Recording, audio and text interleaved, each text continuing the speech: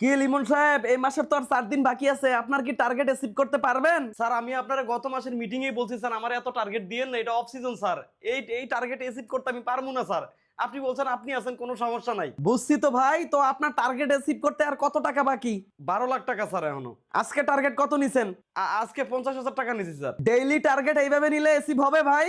আর 4 দিনে আপনি 12 লাখ টাকা অ্যাচিভ কেমনে করবেন? আপনি আজকে 3 লাখ টাকা টার্গেট নেন। স্যার হবে না স্যার। আপনি বেশি বুঝলে তো হবে না, তাই না? আমি আপনার বস, আমি আপনাকে যেটা বলছি সেটাই করেন। আপনাকে আজকে 3 লাখ বলছি, 3 লাখই নিবেন। কি লিমন সাহেব, টার্গেট অ্যাচিভ হয়েছে? না স্যার, টার্গেট অ্যাচিভ হয় নাই। না মানে কত হয়েছে?